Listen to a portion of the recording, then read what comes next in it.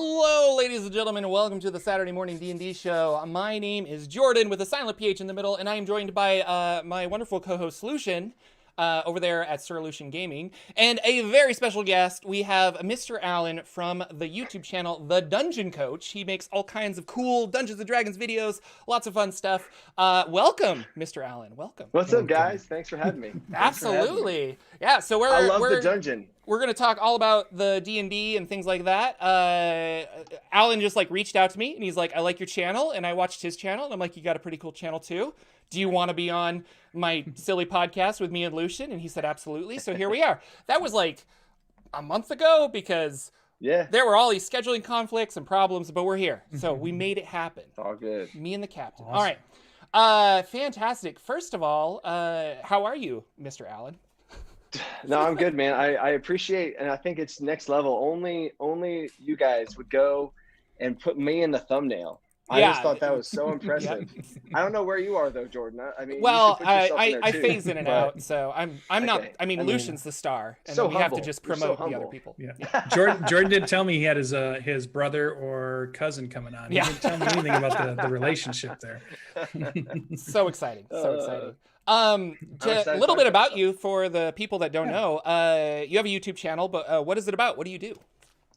I mainly specialize in homebrew. I love some homebrew stuff, and I mean these subclasses is perfect to talk about because not that necessarily that these are homebrew because they're more official, but I mean they're super. Yeah. They inspire me just reading through this. I was like, oh my gosh, I have so many thoughts of cool different homebrew ideas, different. But that's what my channel is about: different game systems, different ways to put a cool creative spin on your game. So yeah. Awesome. And how long have you been doing this with the channel? I have been 7 months now. Okay, started back in November, so 7 months. We're at like 6,500 subscribers ish. So that's awesome. Yeah, on the come up. yeah. No, that's way cool. No, it's been awesome. Boy, yeah. If you just talk like YouTube, I think the first 10,000 subscribers took like years. And then I think people see that and they're like, oh, you're like legitimate now. And then they start subscribing more. But yeah, it's hard, but it's fun. And you gotta just, if you have fun doing what you're doing, then you're golden. Oh, right. So obviously you like Dungeons & Dragons. I see your background. You've got all kinds of Wrath of Ashardalon and Legend of Drizzt over there. Yeah. How'd you get into what edition is that though? We got to talk about that. What's he displaying there? That's where? Yeah, what are those editions? Those are third edition there for sure. What other books? Those boxes? Have you not played those boxes, Lucian? That is the fourth edition games.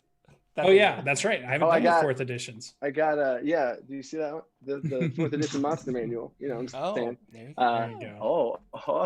There you go. No, I've only played 5th edition, but I will go back and I think there's a lot of cool stuff from 4th edition's dragons, like they're recharging their breath weapons, the tail attacks. He'll be back. He cuts in and out every now and then.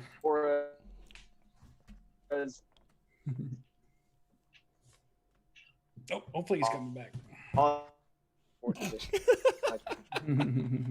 It's very important. Whatever just you say. upgraded my internet. Hey, internet. So, there we go. Back. No. Hello. Hey. No. When did you get into D&D? Because you started with 5th edition, you said? Yeah. I started with 5th edition. My wife went to go sell clothes at a brewery, and I saw some guys playing Dungeons & Dragons in the corner. And I was like, "What the heck is this? I want to finally." Because I've been. Oh no. Gamer for forever. Video games, World of War. Really? Hold up. I gotta open this up. Hopefully, maybe streaming takes a lot of bandwidth. Is this any better? We'll see. Is this any better? It's almost catching up. Zoom. Okay, come on, Zoom. Don't let me down. Don't let me down, Zoom. No, I just I saw a bunch of guys playing. Can you hear me now? Yeah. Okay, cool. I saw a bunch of guys playing D&D in the corner, and I just had to go check it out, see what's going on. I was coming from it from a video game perspective, and then they blew my mind with the infinite possibilities of what you can say and do. And then I've never stopped since. That's awesome. Obsessed. Cool. Yeah. I guess similar for me too. And I think Lucian was kind of no, Lucian, you started with or tabletop games, and then you got into video games, and then you went back. Yeah. Yeah. It's all good. Yeah, no, back in the so 80s. In fact, Yeah. I'm old. No, and I I'm started old. with 4th edition, and then we started playing 5th edition afterwards and stuff. But you know, people know that. That's my question. You saw the game, you said I got to be a part of this, but how did your first game actually happen? Were you a dungeon master or were you a player? I wanted to be because I was like, I could do this. Let's go. But then I was like, no. I need to actually learn what's going on. I don't want to Okay. just throw people. So I played 3 sessions. And after the third Cool. session, I was like, I'm ready. Let's go. Now I'm Bring ready it to on. go. So Um, really the DM part was what drew you the most. You played just so you could Oh figure my it out, but gosh. the DM You're right. part is where you came in at. So that's cool. Oh, for I sure. like it. The story, the challenges, every time I saw a combat, I was like, this can be more than just health sacks that you eventually kill. Like, what if this is going on and have to figure out this puzzle? Again? There, it caught up. Okay, go. What if they have to figure out? So just pushing the mechanics and pushing the story. So I'm DMing for sure. That's cool. What are you actively running right now? Any games? Right now, my campaign, I wrapped up a 3-year-long campaign right before this whole, COVID thing broke out. And then I was in the middle of a session with a lot of my high school kids. I'm a teacher, high school coach and stuff. So after school, we'd have some sessions and didn't get to do the big finale finish that I'd hoped, but I actually just wrapped up that. It's because they're seniors, they're graduating, they're gone. So we'd had a big final wrap up the last week. So Cool. Right now I am campaignless, which is it's sad, but it's kind of okay because I get to really focus on the channel and a newborn kid and going back to work and stuff. So. Well, congratulations on the newborn kid. I totally understand that. Did you do a homebrew world? Do you play in the Forgotten Realms? Do you play in Eberron? Do you have like I definitely I'm every campaign I've run is 100% homebrew. Okay, cool. Each one has a different inspiration. I try and find like a through line of like where my head's at as far as lore or the planes or how all that stuff works. But then whatever I need the lore to be to better fit the players' backstories and world and story they want to tell, I shift it. So like, my last campaign with the high school kids was like hell in the abyss, and the planes were about to overlap, which is not at all what my cosmology is for like my hardcore D&D brain. But for them, it was like, oh man, hell and the abyss are about to overlap. This is crazy. So changing it when I need to, but 100% homebrew always. Yeah, that's awesome. It's really cool. We are a D&D talk show, and we talk about news in the world of Dungeons & Dragons, and the news this week is the Unearthed Arcana that came out. And so this one caught me by surprise, and I don't know why, because if you follow all of the different class releases, this is what was left, maybe? I don't really know. Like I said, I haven't been paying attention like I should have. But we got Bard and Warlock, and these are spooky. So we have like the College of Spirits and the Warlock the Undead. Mr. Lucian, what did you think about these? Did anything spark your interest? Yeah, I didn't see. Now, I'm a huge Warlock fan for sure. So anytime Warlock anything comes out, I'm locked in because of all the classes, I feel like it's one of the most creative classes that they have out there, mechanic wise, narrative wise, and things you can do. Bards, it's the one class I never play and never dive into too much. I know you love a bard. I do love quite bards. A bit. So to me, but I like the idea that they were talking about finding information out from talking to spirits. That's kind of a cool thing. And then having an undead patron. I mean, who wouldn't, as a warlock who wants power, to somehow make a pact with a ultra powerful lich to get some juice to really be able to do something, right? So that makes total sense to me. Right? Yeah, that total makes sense to me. I did like how Jeremy said in the video too, a little bit, that they were looking to expand some of the gothic horror style possibilities that they've had, that all the other subclasses, either some of them have or they've been introducing in the UA article, which makes me wonder if we're going to get some type of gothic horror style campaign book at some point pretty soon too, I wonder. So Perkins has hinted at it. Jeremy just said another thing in it that made me think about it, and he kind of referenced these as being gothic spooky horror things that they wanted to do for these two classes. So yeah, well, remember we had the Fey barbarian like that back in the day, and they had a bunch of other stuff. These were older subclasses, but the more I research this, I think we're going to be getting a manual of the planes, but it's going to have extra information on it. And then I don't know, part of me is wondering if this is going to be the last Forgotten Realms adventure. And then going forward, they're going to break out into, you can have extra planar adventures and all this other stuff. So I'm not really sure. I liked the Bard.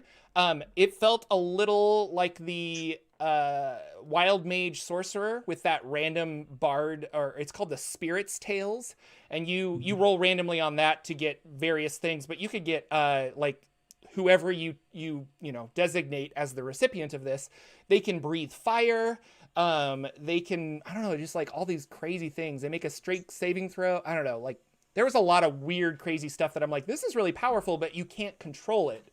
And I'm all about random. I like random, but it's still kind of like, I don't know. So it's like that wild magic table for sure. Yeah, it's like wild magic table. But Alan, what'd you think? Well, yes, one of my favorite mechanics in the game is the wild magic search table. I have taken it and I have a D300 wild magic search table that I've made all 300 individual ones of, to where I just love it so much. So as soon as I saw this, I was like, oh yes, this is great. And then, but the coolest part where I think you can control just a little bit, because you do this thing and you tell the story and you know what this is going to be, and then you can use it on what you want to use it on, which is another interesting part, because it's random, but then when you choose to enact it, is you are in control of that, and you can choose.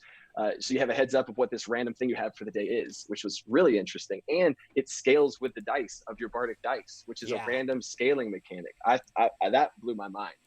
I was like, yeah, you're right. I'm crazy. rereading this now, and it says like you retain the tale in your mind until you bestow the tale's effect. So is this something you do when you wake up, is the idea? And then you're just like, oh, I have this long rest. Yeah, I have this friend's tale, and then I can utilize that somehow during the day. That could be cool. And then that's like another level of my favorite thing is the role play, like the mechanics of this character inspire and almost force you, unless the DM's like, oh, this is your story. Okay, I tell a story about the boy. Okay. And just like wave it. I would be like, what's that story though? I don't know, So cool role play moments, like you wake up and you tell this story, this haunted story that you just had from this spirit bard. And then now I can use this some point in the day and then throw it down. So that's so crazy. And that's also a fun mechanic I like to make custom magical items. And you could definitely be like, here's a scrying orb or a crystal ball or something, or like a knuckle bone of an old friend.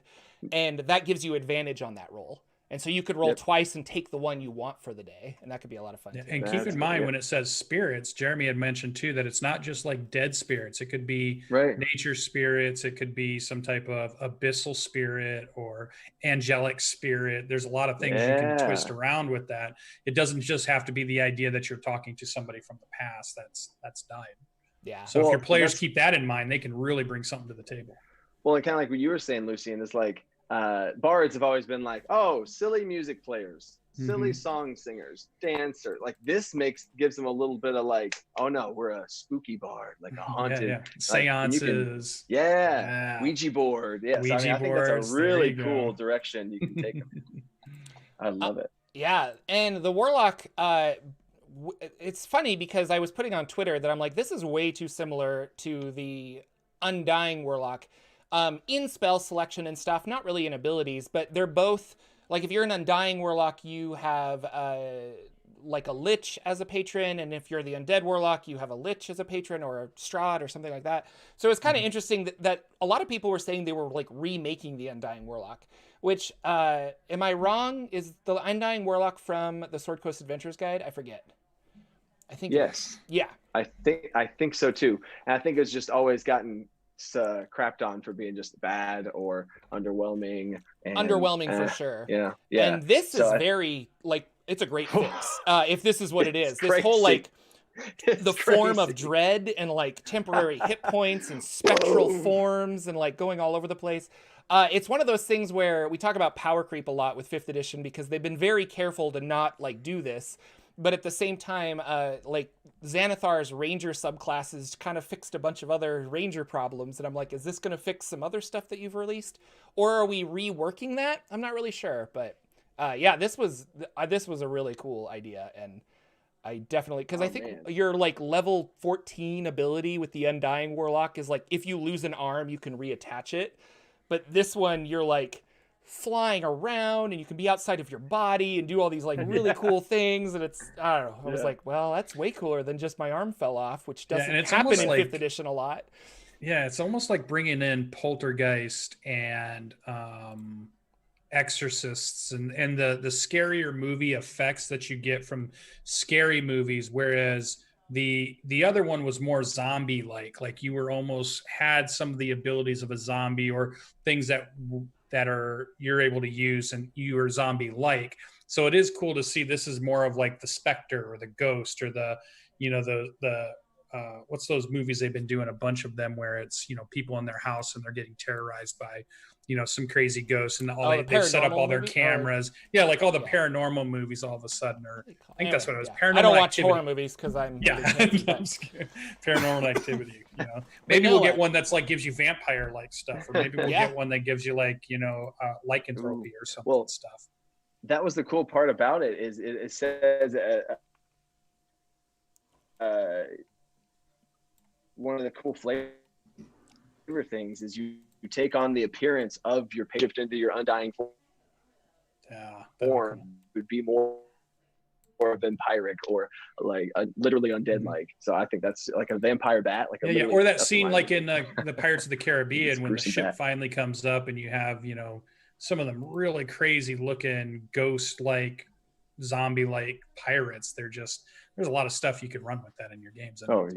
Pretty cool. That's so cool. And then my jaw literally dropped when it says at 10th level you like explode on death and revive yourself. I was like, wait, corpse explosion. What? Self corpse explosion? Like, oh my god, that's crazy. Yeah, and then I think the manual of the planes that I feel like we're gonna get, this just feels like a Shadowfell subclass for these two. And so I don't know. I'm wondering if that's what's going to come. But yeah, I would love that. I like the stuff that could be beneficial for you or also hurt your party. So that mortal husk of exploding, it's just like creatures around you, could take some damage. And so it's like, I don't want to be next to the warlock when he dies. It's kind of spooky. Well, and I think it's interesting too that you can control it. And I'd almost be like, it might be more interesting if you couldn't control it. Yeah. You just like, oh god. Yeah. And that steam's about to go down. Yeah. Get the heck out of there. Whoa. It's just like just a bomb that's ready to go off. It's kind of fun. Overall, really cool. They're doing a really good job with a lot of these Unearthed Arcanas. The Undead being a little too similar to the Undying, but maybe like we said, they're gonna fix that. But yeah, I don't know. We're hopefully we'll get another book announcement before the end of the year, and we'll have new Warlock toys to play spell with. Selection is not gigantic by any means. It's not like the Wizard list, and it's not like the Sorcerer list. It's a much smaller list. So if they're creating some classes where they've got to pick a set, it's going to be a much more overlapping set because they just didn't build as many Warlock spells as they did everything else. Yeah. There you go. Lucian keeps us informed on the Dragon Plus videos all the time because I always forget to watch them. So what's going on there, sir? Yeah. So they, Bart Carroll and Jeremy Crawford, they always do theirs. So the first half of the video, or at least 20-ish minutes, I think it was 30-ish minutes, they talk about some of the feats, which we were talking about in the UA article from a couple weeks ago, and we talked about it in our show last week. And then they finished up with some of those feats, and then they started talking about these two subclasses. What I like about the video is it always gives us the insight of where Wizards of the Coast was thinking while they were building it. I only got through a part of it. I still got to watch the rest of it today because I didn't get to it until this morning as I was looking at it. But you get a real good feel about why they were thinking about the design decision and where it was coming from. So if you at least want to know what they thought as they made it, whether they successfully did what they wanted or not, you can at least see what kind of where they were coming from. And if you're a designer, somebody who builds homebrew stuff, watch that because you can kind of see how they're designing things, on the fly, and you can just take that and run with it for all your games and all your stuff too. So yeah, it really helps to understand because a lot of times they publish something and you're like, where did that came out of left field? But then they talk about it and they're like, oh, that was your mindset to do, this. Because everyone reads it and they're like, well, they're not doing what I was thinking about, and that's the whole. Well, they're not you, so there you go. Yeah, So really that interesting one's pretty stuff. good. And I would agree, especially if you're like, I have a couple friends that are trying to make a superhero hack of D&D. Nice. Where they want to use the 5th edition system, but they want, superheroes. And rather than just like reflavoring a barbarian, it's like, how can I use that structure to actually make a unique class that feels superhero like? And watching those videos is a great way to do it, because you kind of understand like, oh, that's the way they want to go. And power wise, this feels like a 10th level thing rather than an 8th level thing or something like that. Yeah. They will talk about balance and stuff and how to keep it balanced so it doesn't get out of hand. As much as it, like you said, power creep is happening, they still are doing a pretty good job of balancing the game for the most part. We got a new D&D themed product called the Great Dalmudi, and I don't know what this is. I was hoping one of you guys did. Nope. Nope, there you go. So apparently Yeah. it's a fast-paced card game, and it's an older game that they're putting a D&D spin on. So it'll have some like Forgotten Realms characters and things like that, I think. I don't really know much about it, but like the art's really cool. Anyway, and so that's coming out October-ish. It's got like a card called the Spinner that looks kind of like Lolth. And just a rat catcher that looks like a kobold or a dragon or something. So it's just a game. They're doing this before. We saw that they did Betrayal at House on the Hill with a D&D theme. Clue. They've got a board game coming out. Was it Clue? Yeah, it was Clue. They did a D&D themed Clue. And they got that adventure board game coming out. So Wizards of the Coast is keeping up with their intellectual properties and using them to the fullest extent that they have possible. At the bottom there, there were notes. I threw in just a couple of quick news items out there for some of you. Idle Champions is that Steam game that a lot of us play that have the D&D characters that get put into it. So any of you that are out there playing, you can get Omen drawn this week. So if you want Acquisitions Incorporated's founder in your team, definitely go over to Idle Champions and play out through the campaign to at least get him. You got to play through one mission of 50 levels, and then you got Omen drawn in your list, which is super cool.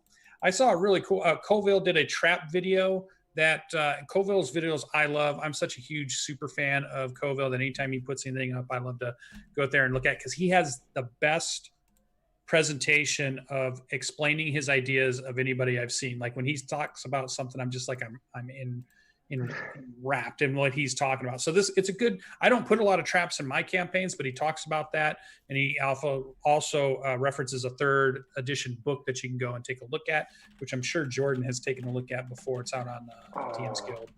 And then the last one is Alexis Plays Starfinder. If you have an Alexa in your house, apparently you can play the role-playing game Starfinder, which I played at Gen Con this last couple weeks. You can play a game. It's got like 13 hours of gameplay. They recorded 120 hours of voice acting. Nathan Fillion's in it. Laura Bailey's in it. I'm going to do it. You can do it even if you don't have an Alexa. I think you can download something on your Windows PC that will allow you to say, Alexa, I want to play Starfinder, and it'll just pop right up and get going, and you can go through an adventure. I don't know how you create a character. I don't know how you make decisions, but I'm just like, I'm all about trying to figure this thing out. If you ever short a player, just buy a robot. So is it like a choose your own adventure, basically? I'm guessing. Yeah. Okay. I'm thinking, I think if they're describing the scene, and then at some point they're going to say something. And because Alexa can do things with command words nowadays, or even Google and all those other things that we talk to on our phones, I'm assuming you're gonna be able to say, well, let's go down the left corridor. And then it's going to, then that's going to trigger it to do its thing. And we have basically, like you said, a verbal read your own adventure thing. Remember when that's when I found D&D the first time. I played a game. I couldn't find anybody else that played it or knew about it. The only thing I could find to satisfy I have to play this game is I went to the library and I found those books where you'd start to read your own adventure and be like, okay, page 55. Okay, I go down this corridor. Now page 72. That was the only thing I could get until I could find somebody that could DM a game for me as my 10-year-old self. So it's funny that this is kind of coming back to that. And it's got like Nathan Fillion. I'll listen to anything Nathan Fillion's in or Laura Bailey's in. So pretty cool. Lucian, you're old. Do you remember? I am. Do you remember pretty old. the old text adventures on PCs? Yes. So immediately I was thinking of that. I'm not super familiar with them, but I watched a documentary it came out in 2010, and it's called Get Lamp, because you would type Yeah. things like that. You would be Get in a lamp. room and it's like in text, it would say like, hey, there's a lamp, there's this. And then you would be like touch lamp or do this. And it would kick back things. I wonder if, I mean, this feels like an experiment or like an homage back to them. This is like the next level. So if it says, hey, definitely what do you that. want to do? And you're like, I don't know, I want to like walk up the stairs. Oh, you walk up the stairs. Now you see this. Only they're doing it with full voice actors and stuff. Kind of cool. How on earth would you program that in a world of infinite possibilities in what they do? Well, there's a That lot of sounds like crazy. repeats where it's just like not I don't know how to do that, but like that doesn't work is what you would get. Okay. And that was the joke and that's why this documentary was called Get Lamp, because that was the joke is one of the command words wasn't like pick up the lamp or touch the lamp. It was called Get Lamp. And they're like, really? I had to type that in order to get through the game. But Get Lamp. Good documentary about the history of well, text adventures were influenced heavily by D&D, so you should check out that if you're interested. I'm sure it's somewhere. I don't know where. I just remembered this, but I think it's really cool. 13 hours of gameplay with this Alexa thing. So, and everybody listening to the show right now with speakers in your living room, turn up the volume, and I'm gonna say, Alexa, play Starfinder. Now your Alexa's going to go off, and it's going to be really funny. Just like that. Now you're playing that South Park episode. Really good.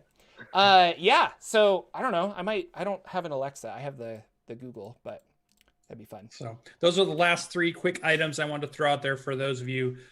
So go get Omen drawn. Go play some Starfinder with Alexa, and you should be good. That should take up the rest of your weekend. So yeah, there you go. Which brings us to our next little section of the show, which is called "Oh, I don't even have it ready." Oh my God, I'm sitting here waiting. I gotta download this. I'm so bad. Where are we keeping it? We have this show that Lucian created and Jordan hated originally, but I think he's growing into it. Okay. I'm stalling, so he's ready. I need to download the thing. All right, so this is Bardic Inspiration. And Alan, you couldn't hear that, but we're playing some silly music. I'm going to download that right now. We had a fan create a couple of MIDI songs for us in our channel. So we always wanted like a little cutscene or like a little radio bumper for Bardic Inspiration. A little ditty. little song, a little bard music. So thank you again, Taylor, for making those for us. They're really fun. This is just it's really simple. It's just kind of something that inspired us recently. This week. Maybe this week, yeah. So you're walking and you're just like, oh my gosh, like the sun. I'm gonna do a whole encounter on the sun. I'm gonna put you on the spot, Mr. Allen. Did you have a Bardic Inspiration? Just gonna throw him right in. Wow, something crazy, because then you're gonna give him an example. No examples, not at all. No, like I think the first thing that popped into my head is it's kind of like a backwards inspiration. So this might not count, and I might shoot it down, and I failed my first attempt here. But did y'all ever play? Did y'all ever play the phone game Clash Royale? No, but I've seen the commercials for it. Yeah. Okay, there's a card in that game called a giant skeleton, and it's my wife's favorite card because me and my wife play that game together. That's our gaming nerd time. And that's about as much of a nerd as she gets. After that, that's it. And we played D&D one time. She played D&D with me one time, and I was like, "Oh my God, what do you want to be?" She's like, "I want to be a giant skeleton," which basically is a huge skeleton that whenever it dies, it explodes. So this new Undying Warlock is now the class my wife should have been, because I homebrewed this druid that could shapeshift into undead things and then explode whenever it dies and all this stuff. But now it should have been this warlock. So that's kind of like a backwards inspiration, that the warlock class inspired me to be what I could have, should have done back then. So that was a cool. I do like the idea that you created a class so that your wife would play D&D with you. Yeah. I was like, okay, I'm good with that. Like, she loves animals, and then apparently she wanted to explode when she died. So I was like, okay, druid, I guess. Let's go. I love that. No, that reminds. Yeah, like my wife wanted to be a vampire the first time we played D&D, and I'm like, that doesn't really work. And so Jordan shut her down. You're like, nope, you can't be one. I wasn't running the game, but like they ultimately convinced her that they're like, you could think you're a vampire even though you're this human. And so she's like, okay, I'll go along with that. You can cosplay it. Yeah. The very first combat we got into, she's like, well, we were fighting goats or something. You're level 1. And she's like, well, I think I'm a vampire. I'm going to like attack its neck. I'm going to do whatever. And she's like, and the DM's like, okay, like go ahead and roll. and she rolls a nat 20, and they're like, okay, yeah, you just like demolished this goat and blood's going everywhere. Meanwhile, the rest of us are like, do we trust her? Like, what are we doing? This is crazy. She's biting goats. Who But invited her? that's the beauty of D&D is you kind of just like, yeah, we could try and make that work, I guess. I don't know. And now that 5th edition's been out for a while, there's all these like vampire subclasses and things like that. And like you said with this, the Undead Warlock, that's exactly what your wife wanted to play. Like now we're kind of getting into the realm that you could do that. I'll give you my story. I got my wife to play one time. We played Numenera, but it was a fantasy version of it. And I created classes for everybody because nobody had played the game. So I just handed them out character classes as they told me, what things do you like to do? Like, I want to shoot a bow. And I'm like, okay, here's this one and here's this one. My wife's just like, just whatever. She didn't want to play. But it was her friends that we brought over. So I gave her the barbarian-like character. And as the game went on, she got madder and madder about not being able to do what she wanted to do until she would explode and just attack everything. I'm like, you're playing the character perfectly. Your rage has destroyed everything. And it was really funny at the end of it. It was just, she would just attack anything on sight because she was just mad at it. I was like, okay, she played the one session. We're good. Got it. Check that box. Nice. Yeah, all good to go. So that's a pretty good Bardic inspiration. I think that works out. Okay. I see something here from Jordan's. I have a pretty good one this time around, but go ahead, Jordan. All right. Yeah. For those of you who don't know, I wrote an adventure a long time ago for the DMs Guild called Dragon on the Mount. And it just went platinum, which is really exciting. We sold a bunch of copies of it. It's only $1. It's fun. Man. You should go check it out. No pressure. Most of you probably already have, but I've been long-term wanting to write a sequel. And now that it was like, oh, wow, like it just kind of popped back into my newsfeed. I'm like, I should work on that sequel. So I've been making maps recently and in my spare time and things like that when I should be working, when I'm not working. But I was thinking a lot about Limbo. And Limbo is a really interesting plane because all states of matter in Limbo are changing from one thing to the next. So you have fire that's turning into a rock, that turns into a bird, that turns into water, that goes back into like plasma, and then all of a sudden it's a tree, and everything's just chaotic and random. And so what I was thinking, and I was kind of not borrowing, but I was like, I want to use this in my adventure somehow, is what if Limbo is leaking into the real world? And if Limbo is leaking into the real world, wouldn't it be fun to have like a D100 chart that you could roll on to be like, here's the random thing that's happening around you.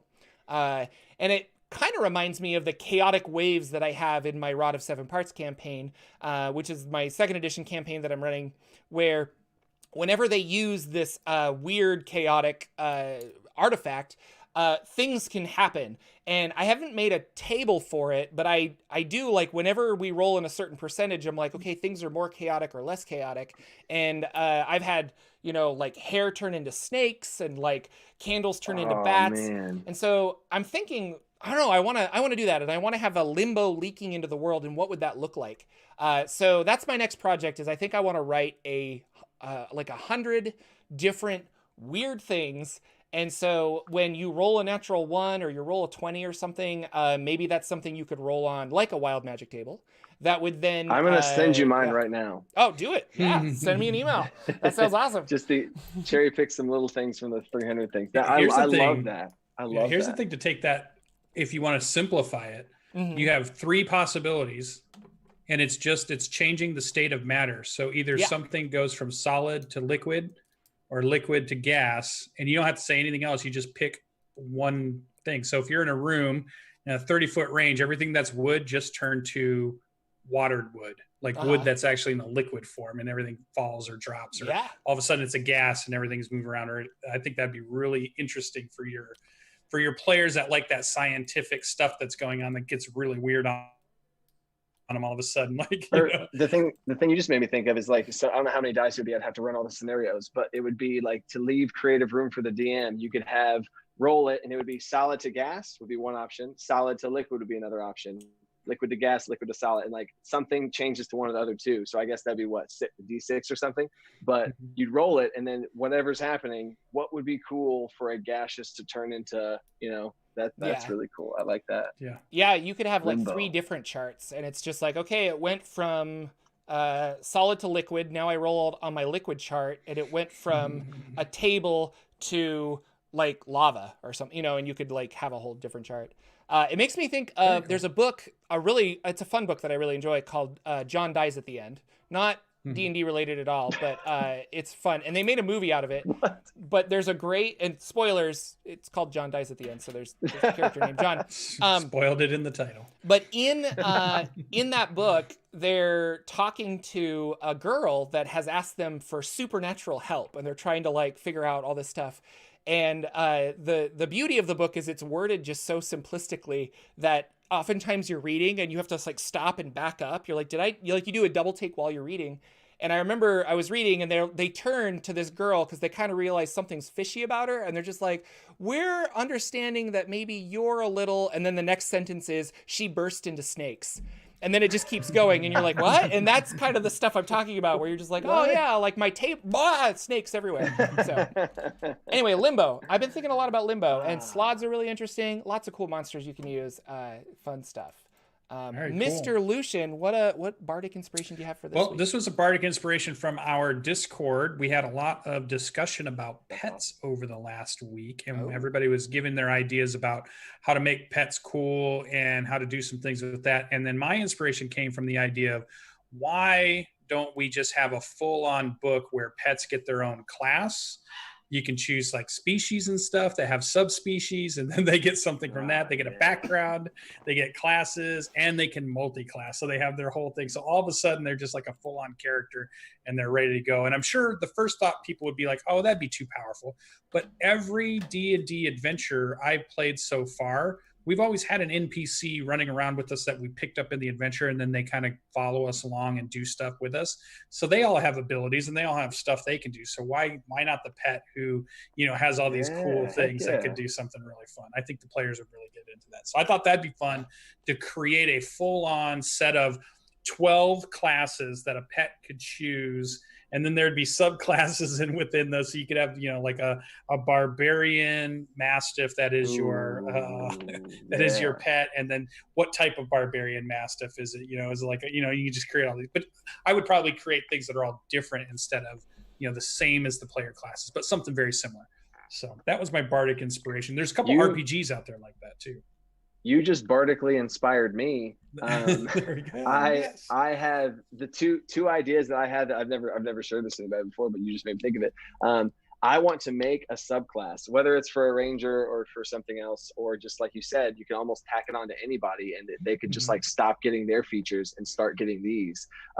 Just like that's just another idea, like a universal subclass that can be attached to anybody with this pet. Anyway, that you can actually have it to where your pet is stronger than you. Yeah. I like it. It's actually more of a beast than you are. And then now, you have to be careful around the battlefield. And as everybody's leveling up, this thing's leveling up and it's awesome. It's tearing things up, but you got to be careful because you're just still. But the weakness is you. Yeah. The weakness. Yeah. Because everything has to have kind of a downside to it, or they can't do everything themselves, but they could. Right. And that's like playing Pokemon at that point, right? That's like, so and that's, I thought it was cool. And that's like Bardic inspiration in real time was right there as 3 or 4 ideas popped up.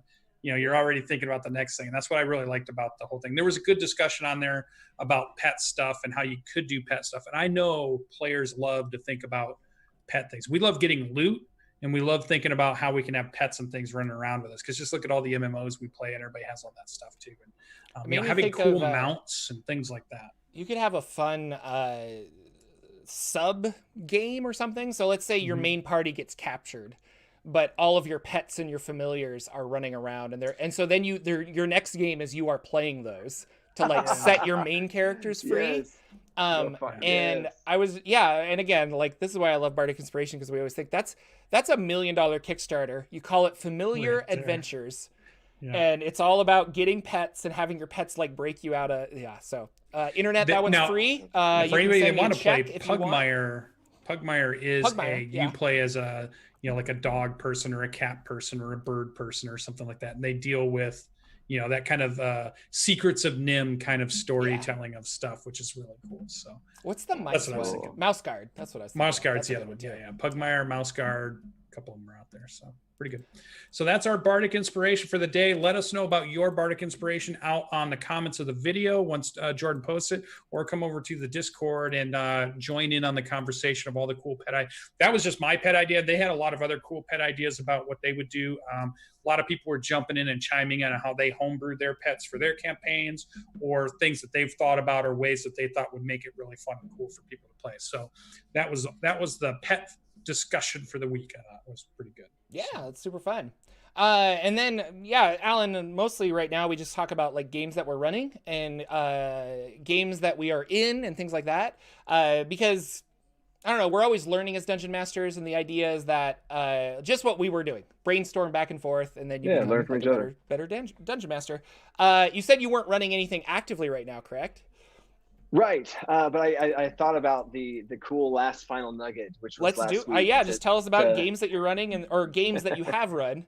But right. or just things you're looking forward to, or anything, I guess. So in order for this to matter, I have to say it from the beginning. But don't worry, this is gonna be quick. I'm not gonna go through the entire campaign. Well, here we go.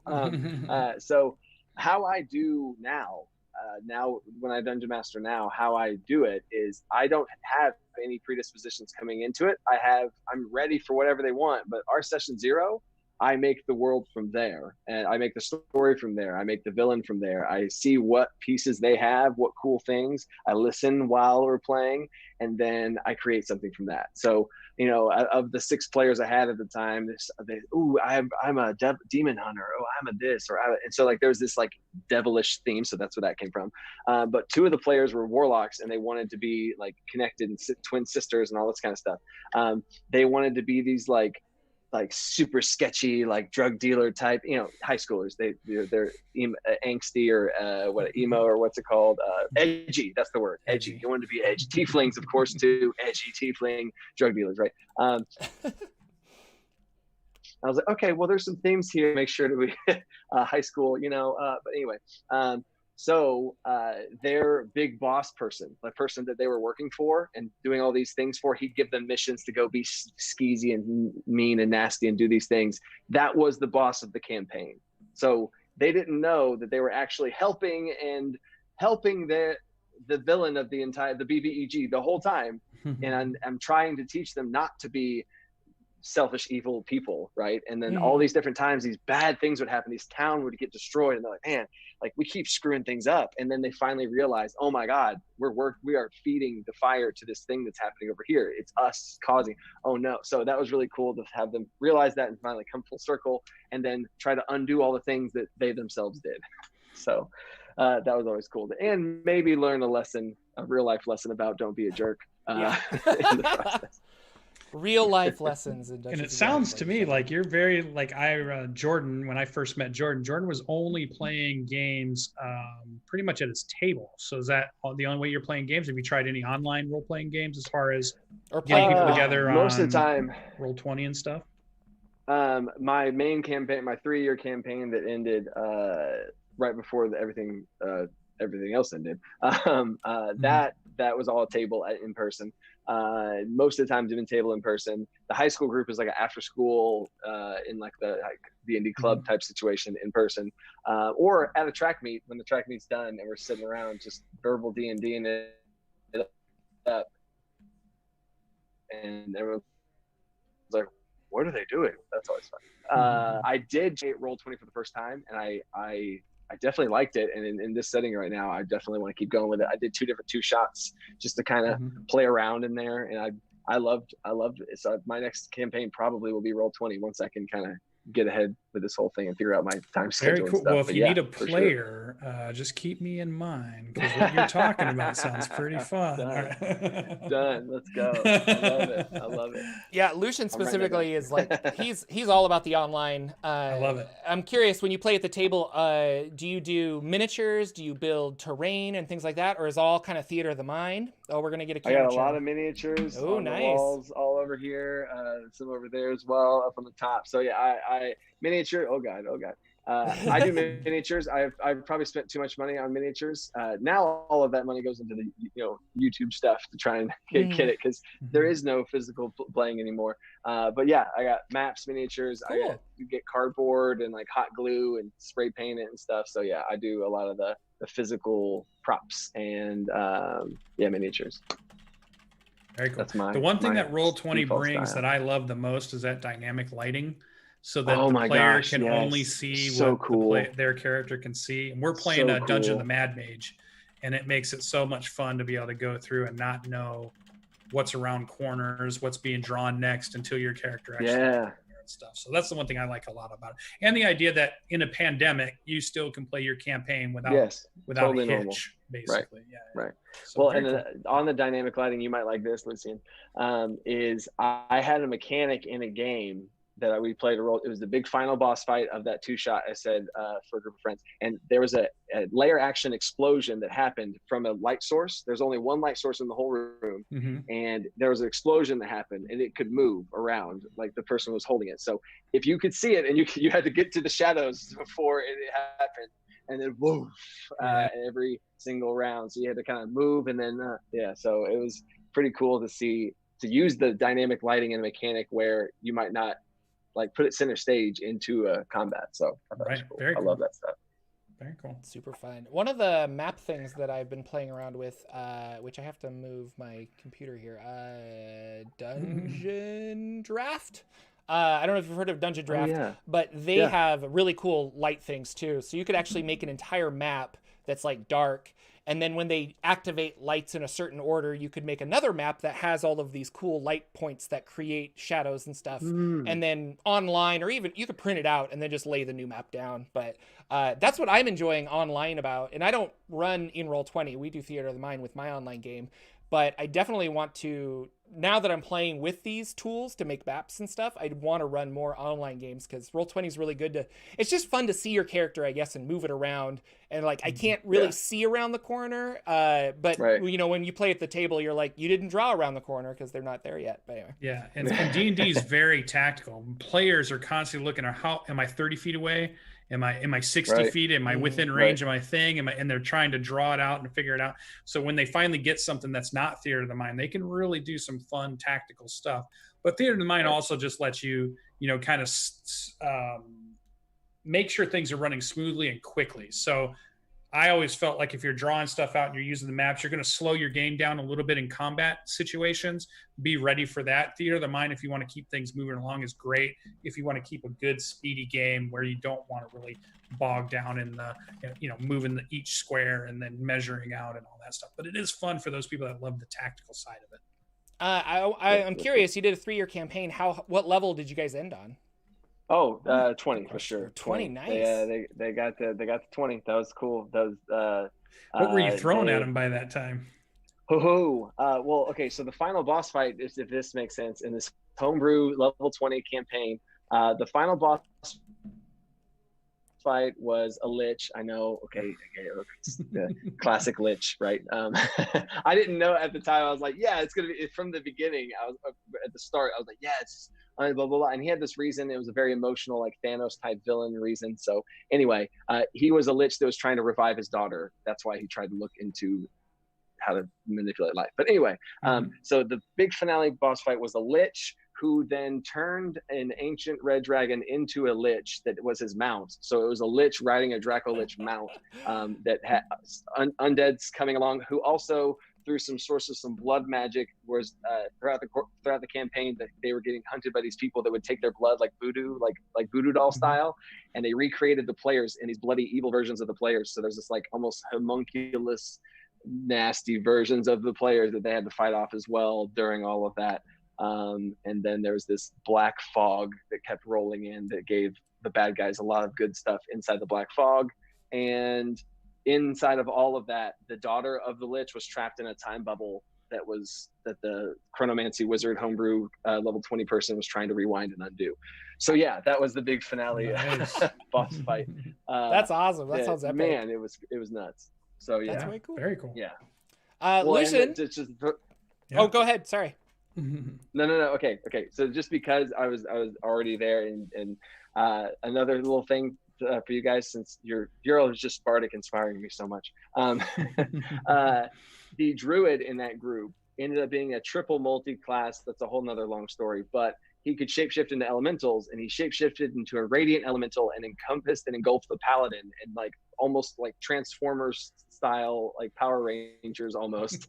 Like radiant elemental encompassed the paladin, who turned it like Asimar paladin angelic form. So they merged to be one to combat this black darkness and stuff too. So it was just such a cool thing to relive. So thanks for letting me relive. Oh, absolutely. Thank you for sharing. That's the fun about D&D.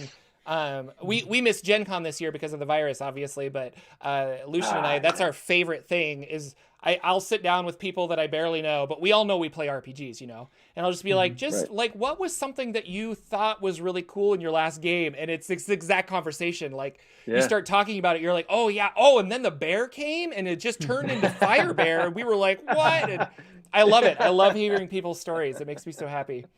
That was awesome. Cool. Thank you. Lucian, you got some games going on. What's going on with you?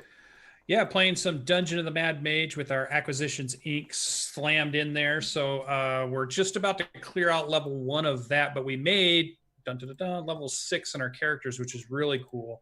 I needed those 2 extra points in my fighter to get my wisdom up so I could start to multi-class, my first multi-class character. In any campaign I've played so far, I've always played straight classes, straight character all the way through. And this time I'm going to actually multi-class my fighter, which is an arcane archer fighter, but I'm going to multi-class into cleric. And I'm going to use cleric that's worshiping the domain of Twilight, which is a UA article, Twilight cleric. So very cool. Nice. It's going to be super fun.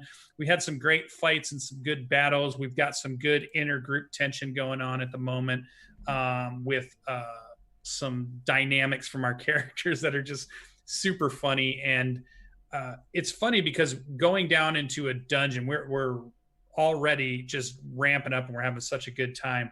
Because we're, I think, at heart, a bunch of dungeon delvers. I know a lot of people like their campaigns. Maybe they like them in the open worlds.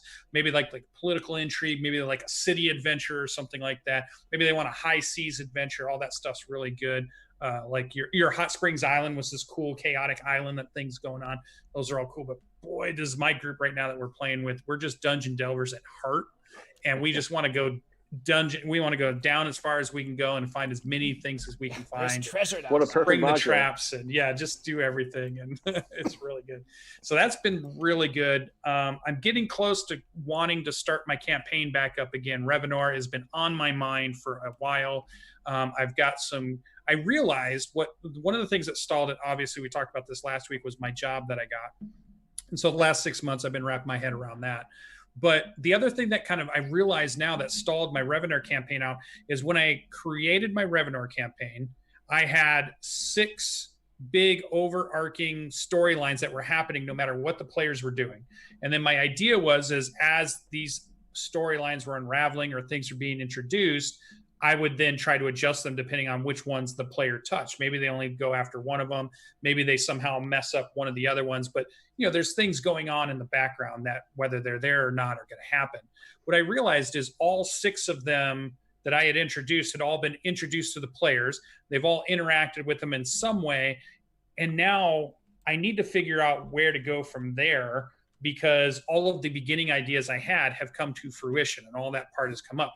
What I haven't figured out is what to do after all of those things have happened. So now it's like, oh, that's probably the other reason I've stalled out a little bit and haven't ran it as much. So now I'm going to, circle back around and get that back going. Revenor is my campaign, which is my homebrew, but it's set in the continents across the ocean from the Forgotten Realms. So their characters were built and made and understood the Sword Coast, but then they sailed across that great wide ocean, came to a whole new land, which is my homebrew land, which is where I'm doing all kinds of fun and crazy stuff. Hex crawl, new races, new characters. Everything's topsy-turvy as far as how things work, what's evil, what's not evil, and all that. And I get to explore all kinds of cool stuff. So that's about ready to get ramped back up again, because I'm ready to dive back into that whole storyline. And I just found it really fun. But then I played that Delta Green game, and that was such a fun modern day role-playing game and it was so easy to play with some, some D6 mechanics. And being able to play like a U.S. Marshal that's teaming up with a Parks and Recs officer and an FBI agent to go figure something out, and then all of a sudden get jumped by some type of Cthulhu type creature was just a crazy fun modern day adventure. And I'm like, I got to play more of those too. So I've got to come up with a way that I can play some of these modern style games like the Cthulhu game or the Dark. Oh, and I also got this out of Kickstarter. So Lancer, Lancer, a battle mech game that looks super cool, and you can use mechs and stuff to fight. Plus, I already played Robotech, so that's got what. So now I'm like, now I got to play this game, and I want to play some superhero RPGs. So I got to get RPGs back in my life. I'm just about done with. I feel like I'm an expert in the software I was supposed to learn, so I'm feeling good about that. I think I'm ready to get back to the dungeon mastering seat and out of just the player seat, which is what I've been in for the last 6 months or so. So that's what I've been doing. What about Jordan? Did we get any Rods of Seven Parts? Did we get any Wild Mount stuff? Did we get any of your cool stuff going on? Oh, I see a lot of head shaking. No, there was nothing. It was really sad. It was a sad day of D&D week. Sad week. We had to cancel. Well, there was a hurricane on the East Coast, so my players didn't have power. So we had to cancel Wednesday, and then my DM was camping, so I wasn't able to do that. But it gave me a lot of time to prep and think about things. And actually, one of my players is visiting a friend who also streams on the internet, and I think we're gonna try and have a special guest for next week because that's cool. My party is they came back. So Rod of Seven Parts, they came back from the desert. And they're back in Baldur's Gate, but Baldur's Gate, they've sealed the Undercity because, and apparently an abyssal portal has opened and demons are spewing out. And so they're trying to be like, what do we do? So they need to break in and somehow seal this portal. And I'm still trying to figure out, like, what's on the other side of that door? Like, it literally could be just about anything at this point. Like, it's the abyss. I could make up a whole bunch of stuff. Wait, so and how many pieces of the rod do they have? Because that's always what we need to know. They've got 5 pieces. They've got 5 pieces of the rod now. They have only attached 3 of them. They got to put all 7 together for cool things to happen. But I think they're scared to do that because the more they attach, the more powerful it gets, and the more things are coming at them. So it's kind of fun. So I'm going to talk to, I'm going to talk to some people. We might have our first guest on Rod of Seven Parts. It should be a lot of fun. This coming Wednesday. And then I will be wild mounting tonight. Josh A. the Wizard returns. Really excited for that. He's a fun character. My greedy wizard that I am going to start using the fabricate spell to make currency in the city that I'm at. So I'm like outsourcing my magic for contractual, like, oh, you need that lumber turned into this? I'll do that. I got fabricate. It's great. I like things like that. And I like creating silly spells that are like, I made a spell that, I don't know, creates cement so you can make a real easy, like, I don't know. It's just, that's how my brain works. I like D&D in weird ways. Fortification. It was like a while ago, Lancer made me think of this, but a while ago I was thinking about a mech RPG because I think I was watching Gundam and I was really excited. And people on the internet pointed me to the Mecha Hack, which is a hack of the Black Hack, which is a hack of like some older D&D system. Or maybe it was just free. I'm not sure. But Mecha Hack's really cool for simple stuff. But Lancer, I hear, is really good because you can like customize your mech and do all kinds of cool stuff. Yeah. You can be a different type of pilot. I'll have to check that out.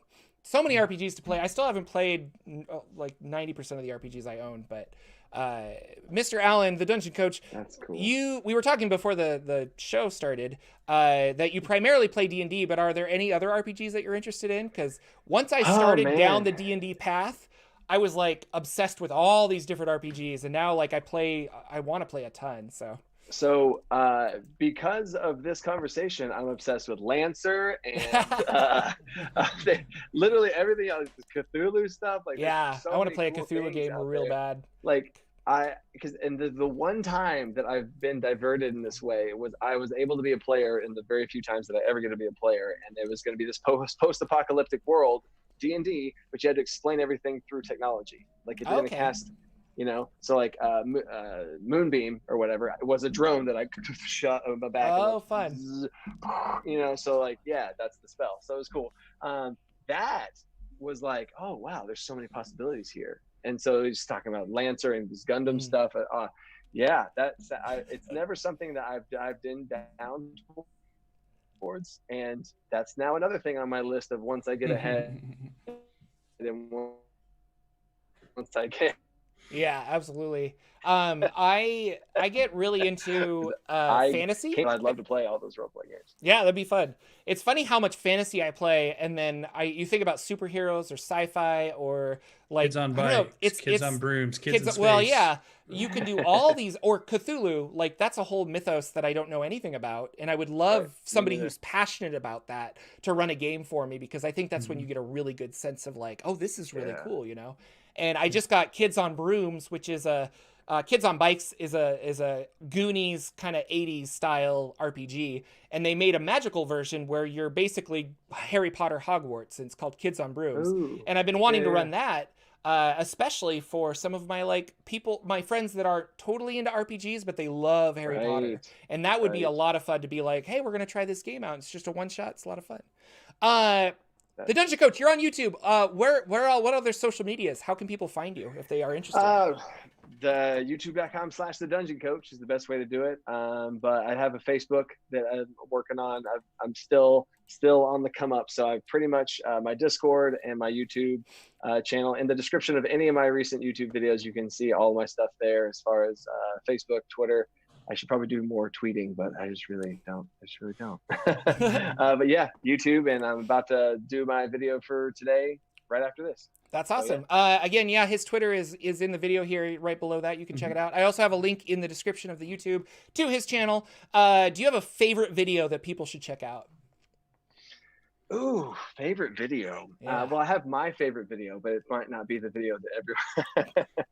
Or an introductory video. Where should people start? In general, my combat rules video. Okay. Homebrew house rules for combat. I have 2 of them. Most recent one, it was like 2 weeks ago video, but I think that was a pretty solid one. Yeah. Yeah. Awesome. All right. Well, thank you again for being on our show. Yeah, thanks for showing This was up. really fun to have you. We're really excited. Go check out the Dungeon Coach. Lucian, any final words before we take off? No, definitely everybody go and get to those comments. Go check out these channels and tell everybody you know to come join us on these Saturday morning shows, because we're having a lot of fun talking with all of you. And it's just a great 1 hour show for us to just share all things Dungeons and Dragons and all things game mastering and dungeon mastering and whatever you want to call it. So glad everybody could show up. Yeah, awesome. We will see you next week on a very special episode of the Saturday Morning D&D Show. Goodbye, everybody. Take care. Bye. Let's